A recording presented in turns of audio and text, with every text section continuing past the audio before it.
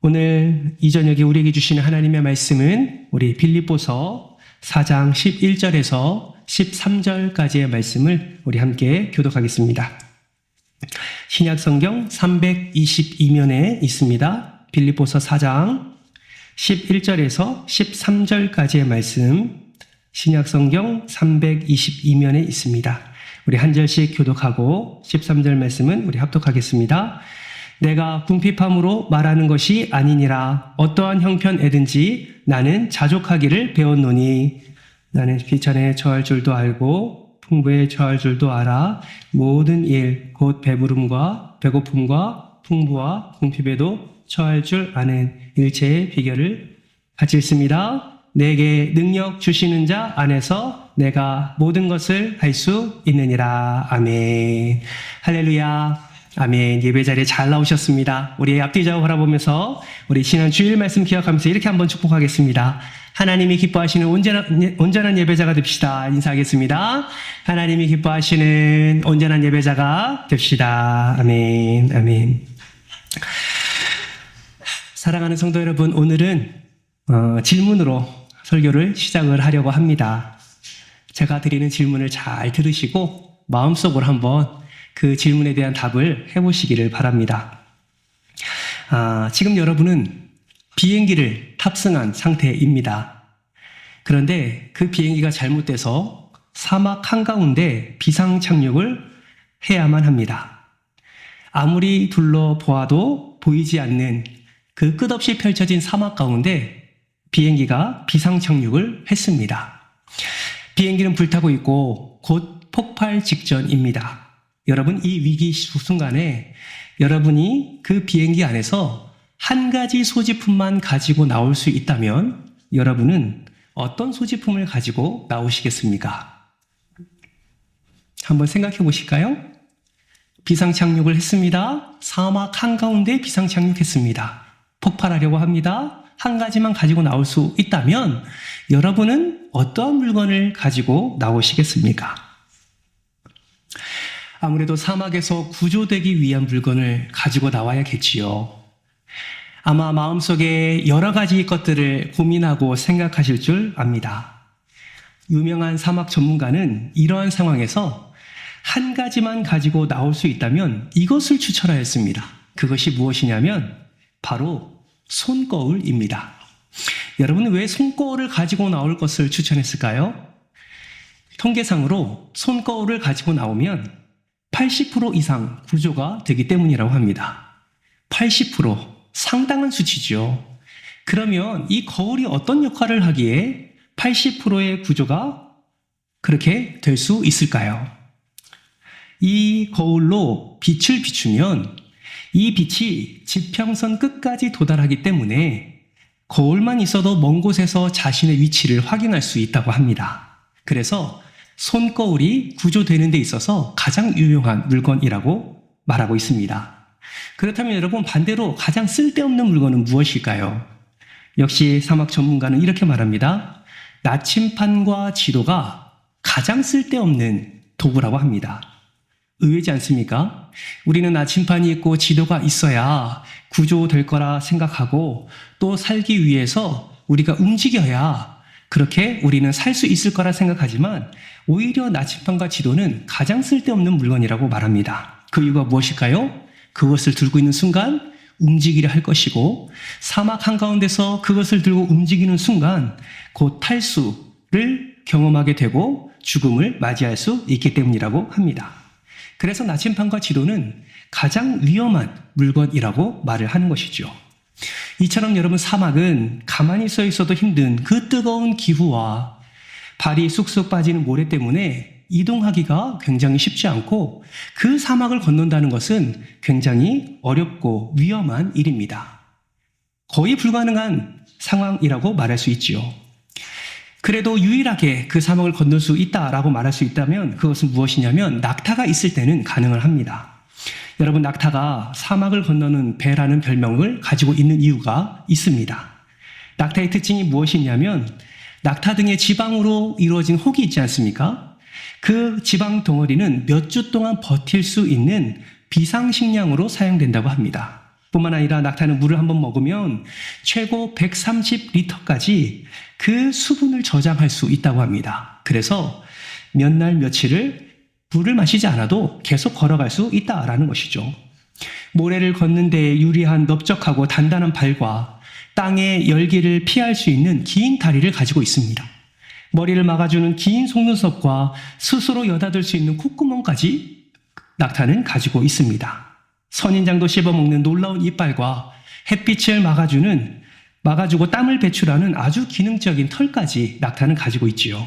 여러분, 아무리 혹독한 사막의 환경이라 할지라도 그 환경에 준비된 낙타는 견딜 수 있고 건널 수 있고 목적한 바까지 나아갈 수 있게 되는 것입니다. 여러분, 우리의 인생도 마찬가지입니다. 우리는 본능적으로 환경을 탓할 때가 너무나 많지요. 그러나 내가 그 환경에 미리 준비되어 있다면 우리는 그 환경을 능히 극복할 수가 있는 것입니다. 성경은 일관성 있게 환경의 문제가 아니라 그 환경에 휘둘리는 우리 자신이 문제다라고 그렇게 말하고 있습니다. 여러분, 오늘 본문에서도 한번 보십시오. 어떤 상황 가운데서도 믿음을 지키는, 그 믿음 가운데 승리를 하는 한 사람이 소개되고 있습니다. 여러분, 그가 누구입니까? 바로 사도 바울입니다. 여러분, 사도 바울은 우리가 잘 아는 것처럼 부유한 가정에서 태어났지요. 최고의 교육을 받은 자였습니다. 로마의 신분을 가진 자였어요. 무엇 하나 부족함이 없는 미래가 촉망한 엘리트 중에 엘리트였습니다. 그런데 그가 주님을 만나고 복음을 전하는 사도가 된 후로 어떠한 삶을 살았습니까? 굶주리고 매맞고 감옥에 갇히고 또 배가 파손하고 또 헌금으로 간간히 신앙 생활을 하기도 하고 때로는 본인이 직접 장만 짓는 일까지 하면서 자신의 생계를 이어가는 그런 삶을 우리는 보게 됩니다. 그야말로 사도 바울은 극과 극을 경험하는 사람임을 우리는 말씀을 통해서 알 수 있다라는 것이죠. 여러분, 이와 같이 우리도 인생을 살면서 정말 형편이 어려운 비천한 시기를 만날 때도 있고 또 성공을 경험하여 풍부의 시기를 지날 때도 있습니다. 어려울 때 믿음을 지키는 것도 힘들지만 풍부할 때 믿음을 지키는 것 또한 얼마나 어려운지 우리는 경험을 해봤습니다. 하나님께서는 우리의 삶을 사랑하시고 우리의 삶을 붙잡고 계시기에 하나님은 우리가 비천의 삶에 처할 때든지 풍부의 삶에 처할 때든지 하나님은 언제나 우리가 승리하는 믿음을 소유하기를 원하시고 계십니다. 이것을 안 사도 바울은 그 당시 빌립보 교인들에게 그리고 오늘 이 말씀을 나누는 저와 여러분에게 이렇게 말씀하는 것이죠. 오늘 보면 11절 다시 한번 읽어볼까요? 제가 한번 읽겠습니다. 내가 궁핍함으로 말하는 것이 아니니라 어떠한 형편에든지 나는 자족하기를 배웠노니 12절 같이 읽습니다. 시작. 나는 비천에 처할 줄도 알고 풍부에 처할 줄도 알아 모든 일 곧 배부름과 배고픔과 풍부와 궁핍에도 처할 줄 아는 일체의 비결을 배웠노라. 아멘. 여러분, 오늘 본문 말씀은 사도 바울이 어떤 환경 가운데서도 믿음을 지킬 수 있는 자족함을 배웠다라고 말씀을 하고 있습니다. 그렇다면 어떤 환경 가운데서도 믿음을 지킬 수 있는 그 자족함, 그 방법은 과연 무엇일까요? 오늘 이 시간에는 특별히 비천한 시기에 우리가 어떻게 믿음을 지켜야 하는지, 그리고 풍부한 시기에 또 어떻게 믿음을 지켜야 되는지를 함께 살펴보면서 오늘 본문 말씀의 은혜를 함께 나누려고 합니다. 먼저 비천한 시기에 우리는 어떻게 믿음을 지켜야 할까요? 그 지킬 수 있는 지혜는 무엇일까요? 첫 번째, 따라합니다. 직면하라. 더 크게 직면하라. 예, 여러분, 직면하라 무슨 의미입니까? 문제를 피하지 말라는 것이죠. 누구나 인생길을 걷다 보면 위기와 고난의 때를 맞이할 때가 있습니다. 누구나 인생길을 걷다 보면 가정 안에서 만나는 문제도 있고 일터 안에서 만나는 문제도 있습니다. 건강 문제도 있을 수 있고요. 관계적인 문제도 있을 수 있습니다. 지난 한 주간 저는 이러한 문제 연락을 너무나 많이 받았고 또 상담도 해봤습니다. 어느 하나 어려움 없는 가정이 없고 문제가 없는 가정이 없습니다. 여러분, 이런 문제를 만날 때 우리는 어떻게 해야 할까요? 이러한 문제를 만날 때 낙심하기 쉬운 상황 가운데, 절망하기 쉬운 가운데 예수 믿는 우리는 도대체 어떻게 해야 할까요?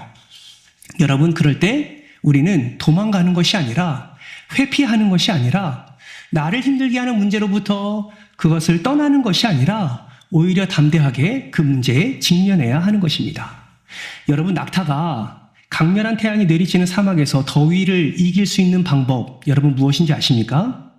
놀랍게도요, 낙타는 그 무더운, 그 뜨거운 태양빛이 내려질 때 머리를 들어서 그 강렬한 태양을 정면으로 쳐다보면서 더위를 식힌다고 합니다. 이해가 되지 않는 것 같지만 낙타는 정면으로 태양을 응시하면서 그 태양빛을 정면으로 받아들임으로 말미암아 자신의 머리와 자신의 목과 그 든 것을 통하여서 그늘을 만들어서 몸이 서늘하게 그렇게 이겨낸다라는 것이죠. 여러분, 우리도 마찬가지입니다. 고난이 찾아올 때 가장 먼저 해야 될 것이 무엇이냐면 그 문제를 의연하게 맞이하는 것입니다. 우리는 욕심을 부려서 문제가 일어날 때도 있지요.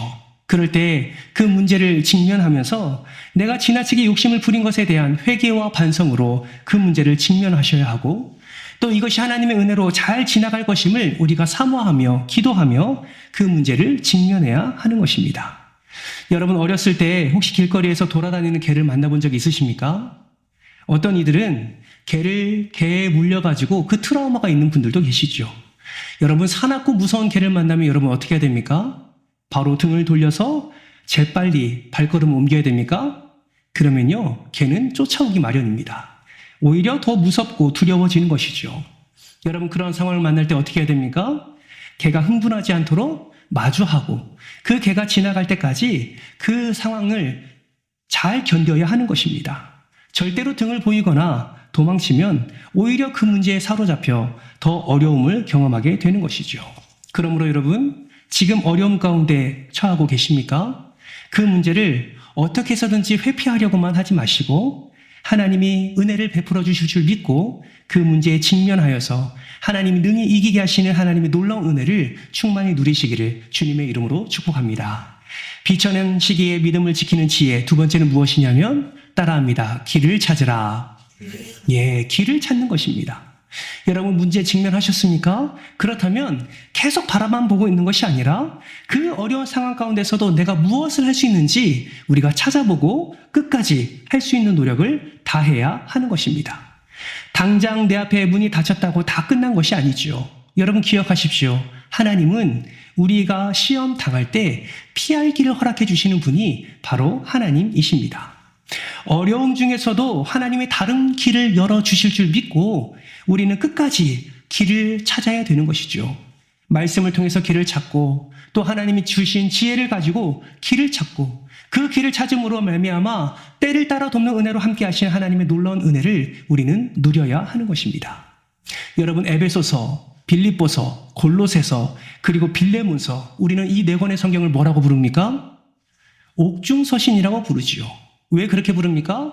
사도 바울이 로마 감옥에 갇혀 있을 때 이 에베소와 빌립보와 골로새 지역에 편지를 써서 진정한 복음이 무엇인지를 그들에게 알렸기 때문에 우리는 이 서신을 옥중서신이라고 부릅니다. 여러분, 감옥에 갇힌 사도 바울이 그 문제에 사로잡혀 그 감옥 안에서 절망과 좌절만 하고 이러한 복음이 담긴, 이런 진리가 담긴 이 편지를 그들에게 보내지 않았다면 여러분, 그들의 교회는 진작에 무너졌을 것이고 오늘 우리에게도 이 진리가 전달되지 않았을 겁니다. 여러분, 무엇을 말합니까? 어려움 가운데도 답답함과 그 문제를 만날 때에도 절망과 좌절 가운데 우리의 마음과 몸을 쏟아내는 것이 아니라 그 상황 가운데서도 할 수 있는 것이 무엇인지를 찾고 그렇게 주님의 은혜를 기억하면서 나아가게 될 때에 오히려 그 기회를 통하여 하나님은 진리가 진리되게 하시고 복음이 복음되게 하시는 놀라운 역사를 일으켜 세워주신다라는 것입니다. 사랑하는 성도 여러분, 지금 비천한 때를 지나고 있는 분이 계시다면 환경을 탓하기보다 여러분의 삶 속에서 지혜를 허락해 주시는 하나님의 놀라운 은혜를 사모하며 새로운 돌파구를 향해 한 걸음 한 걸음 발걸음을 떼시는 여러분 되시기를 주님의 이름으로 축복합니다. 왜 우리가 이렇게 나아가야 됩니까? 오늘 본문 13절 말씀을 보세요. 13절은 이렇게 말씀합니다. 같이 한번 읽어볼까요? 시작. 내게 능력 주시는 자 안에서 내가 모든 것을 할 수 있느니라. 아멘. 이 말씀은요, 내가 원하는 것을 다 할 수 있다는 의미가 아니죠. 이 말씀은 내가 어떠한 형편에 있든지 하나님이 능력을 주시면 내게 주신 사명을 감당할 수 있다라는 의미의 말씀입니다. 돈이 없어 안 된다. 시간 없어서 안 된다. 건강이 안 돼서 안 된다. 우리는 이러한 변명할 여지가 없는 것이죠.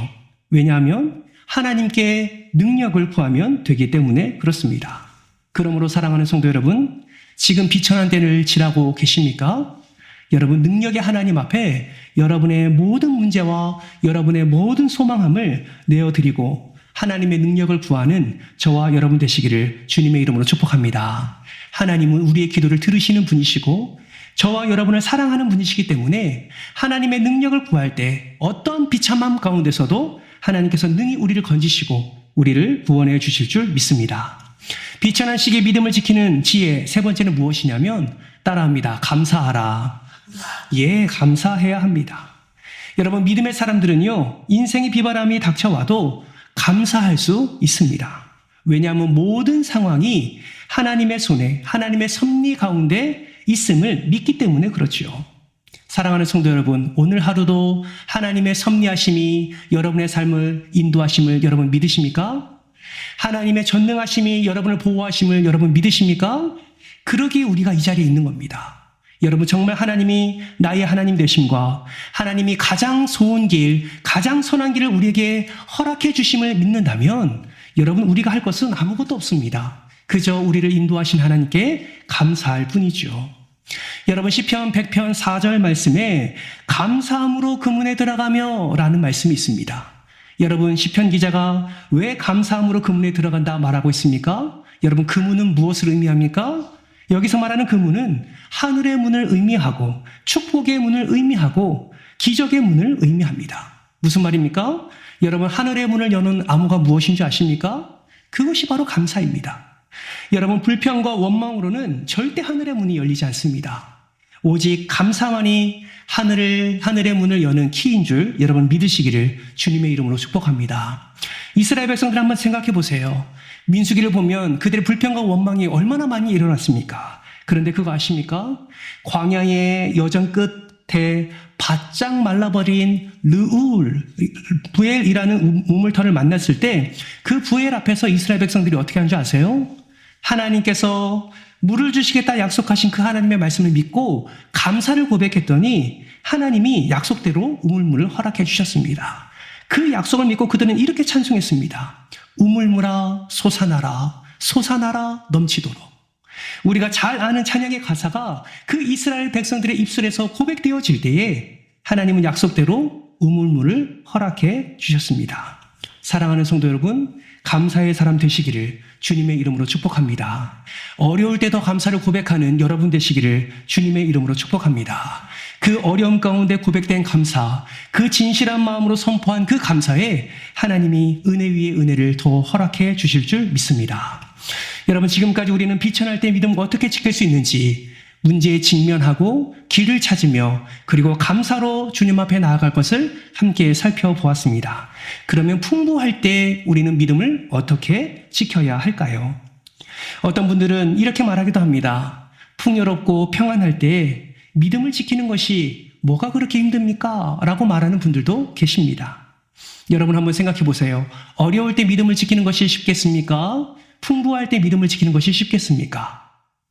정말 믿음을 가진 자라면 어려울 때는 누가 시키지 않아도 하나님을 의지하고 붙듭니다.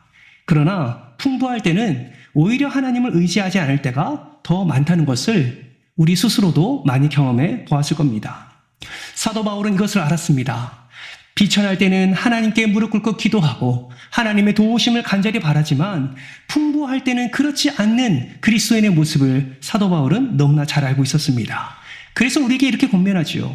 비천할 때뿐만 아니라 풍부에 처하는 법도 배우고 훈련하라 라고 말하고 있는 것입니다. 그렇다면 여러분, 풍부의 시기에 어떻게 우리는 믿음을 지킬 수 있을까요? 그 믿음을 지키는 지혜는 무엇일까요? 첫 번째는 따라합니다. 교만을 경계하라. 예, 교만을 경계해야 됩니다.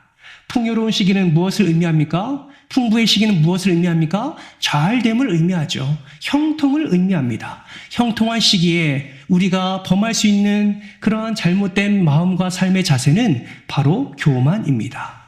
나의 의를 드러내기에 급급한 상황으로 치닫게 되는 것이죠. 여러분, 이 교만은 모든 관계를 파괴해 버립니다. 가장 먼저 하나님과의 관계를 파괴해 버리죠. 왜냐하면 하나님의 의가 아니라 자신의 의를 드러내기 때문에 그렇습니다. 하나님께 감사하는 것은 사라지게 되고 자신의 자랑만 늘어나게 되는 것입니다.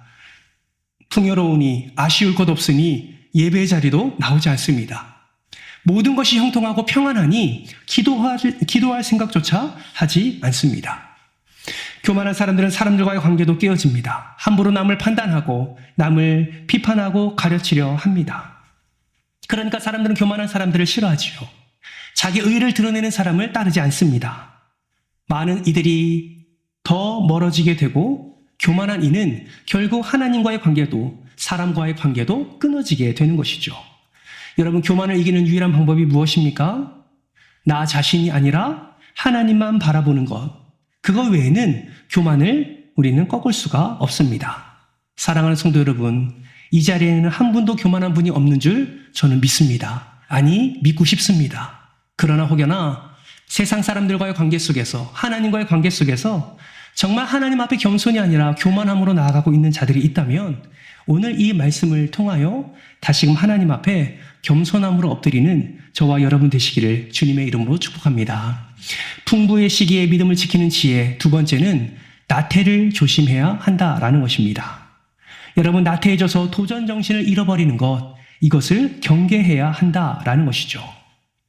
오래전 미국 플로리다주의 한 해변에 수많은 갈매기 떼가 떼죽음을 당한 일이 있었습니다.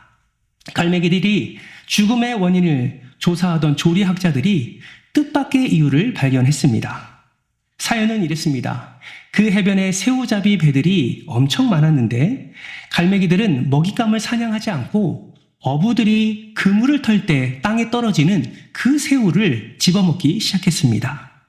그래서 갈매기들이 그렇게 편리하게, 편안하게 그저 먹이 구하는 수고를 하지 아니하고 그 떨어진 것을 계속 먹게 되는 것이죠. 그런데 기후변화로 인하여서 이제 새우잡이 어선들이 모두 다 남쪽으로 내려가게 되었습니다. 그때 갈매기들은 먹이를 먹고 싶어도 먹이를 구할 수가 없게 되자 그 바닷속의 물고기가 얼마나 많음에도 불구하고 갈매기들은 그 자리에서 굶어 죽게 되었다는 것입니다. 여러분, 이렇게 나태, 안주는 굉장히 무섭습니다. 정말 이러한 나태는 우리의 삶 속에서 멀리 보내야 하는 것이죠. 제가 중학교 1학년 때 겨울방학 때 신장이 좋지 않았습니다. 그래서 여기 충남대학교 병원에 입원을 한 적이 있어요.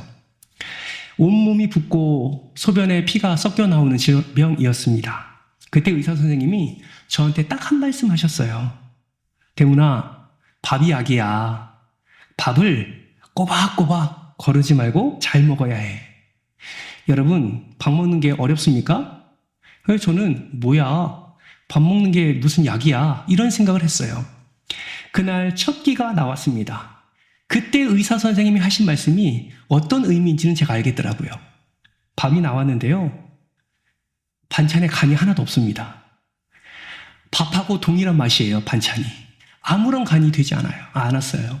고춧가루도 보이지 않습니다. 모두가 다 희멀건한 반찬뿐이었습니다. 그것을 먹는데요. 첫 끼에 반도 먹지 못했습니다.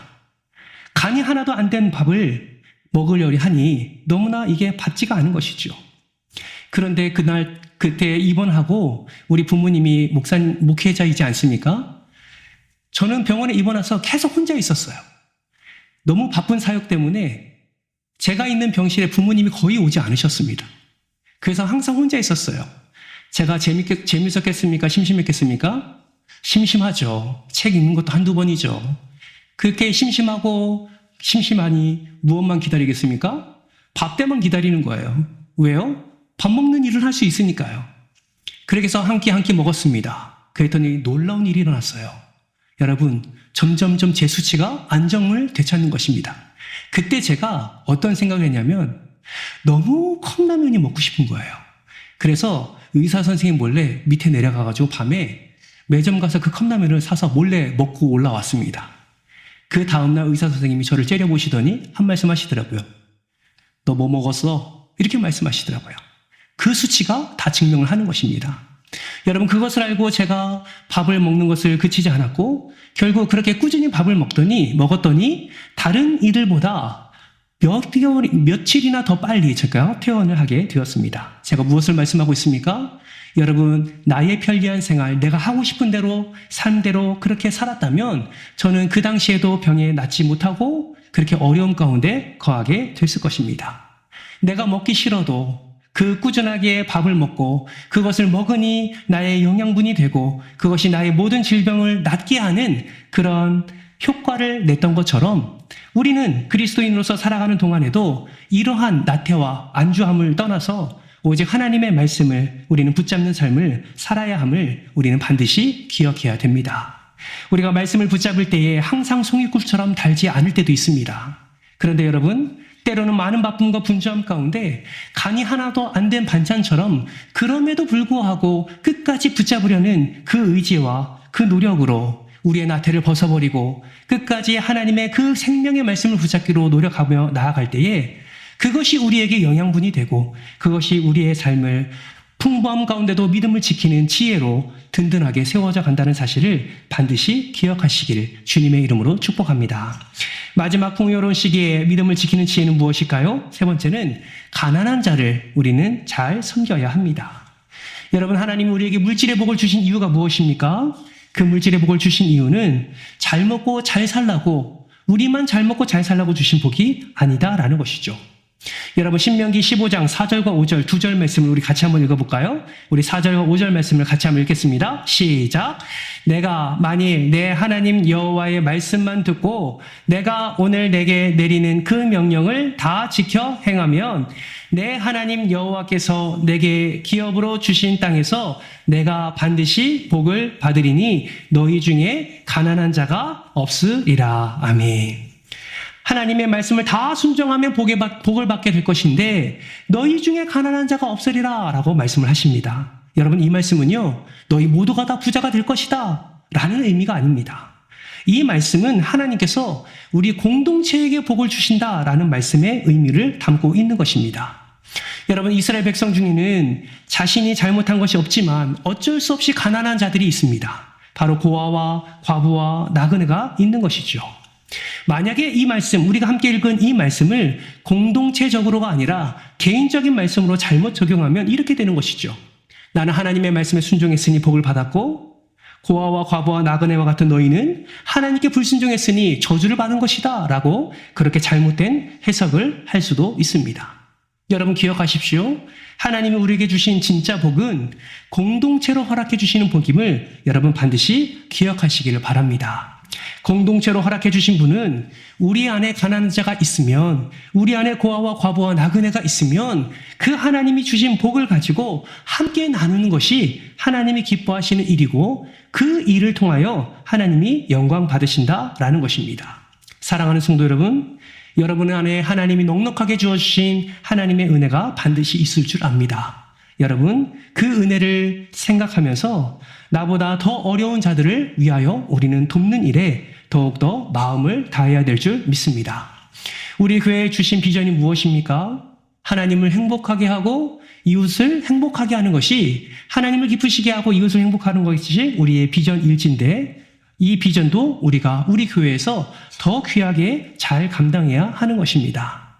앞서 산불로 모든 것을 잃어버린 성지교회를 돕는 것뿐만 아니라 이 지역 가운데도 힘들고 어려운 이들에게 함께 예수님의 사랑으로 돌보며 물질로 나누고 그렇게 예수의 사랑을 증거하는 것이 너무나 필요하다라는 것입니다. 여러분, 왜 그렇게 해야 됩니까? 그것이 풍부에 처하는 하나님의 은혜를 누리는 자, 그 일을 통하여서 하나님의 사랑을 나타내라고 하나님께서 우리에게 허락해 주신 복 중에 복이기 때문에 그렇습니다. 그러므로 여러분, 하나님이 주신 복을 받았다면 물론 나도 먹고 나도 풍요로운 그 삶을 살아 기쁨을 누려야 되지만 우리가 가지고 있는 것을 가지고 더 가난한 자들을 돌보고 더 가난한 자들을 섬길 때에 하나님의 기쁨이 된다는 사실을 기억하시고 그 은혜의 나눔을 실천하는 저와 여러분 되시기를 주님의 이름으로 축복합니다. 말씀을 마무리합니다. 우리는 광야 같은 인생길을 걸어가면서 풍부에 처할 때도 있고 비천에 처할 때도 있습니다. 여러분, 비천에 처할 때는 낙심하지 않고 또 풍부에 처할 때는 교만하지 않는 우리의 삶의 모습이 분명히 있어야 될 줄 믿습니다. 여러분, 성숙한 신앙이란 작은 일에 일희일비하는 것이 아니라 또 하나님께서 주신 은혜를 주실 때마다 늘 하나님께 감사하며 하나님께 영광 올려드리는 것이 정말 성숙한 신앙인의 모습임을 반드시 기억하시길 바랍니다. 사도 바울은 고린도후서 6장 10절 말씀을 통해서 저와 여러분에게 이렇게 권면합니다. 우리 마지막으로 같이 한번 읽어볼까요? 시작. 근심하는 자 같으나 항상 기뻐하고 가난한 자 같으나 많은 사람을 부요하게 하고 아무것도 없는 자 같으나 모든 것을 가진 자로다. 아멘. 사랑하는 성도 여러분, 저와 여러분은 모든 것을 가진 자인 줄 믿으시기를 축복합니다. 왜냐하면 모든 것 되시는 예수 그리스도가 여러분 안에 거하시기 때문에 그렇습니다. 그러므로 비천에 처하든지 풍부에 처하든지 항상 예수 안에서 자족하는 마음을 가지고 항상 기뻐하고 부요함을 누리는 여러분 되시기를 주님의 이름으로 축복합니다. 그리고 믿음을 지키는 지혜를 소유한 자로서 많은 이들에게 나눔과 섬김을 통하여 하나님의 사랑을 확장하고 또 기쁨을 함께 누리는 그런 은혜의 삶이 되시기를 주님의 이름으로 축원합니다.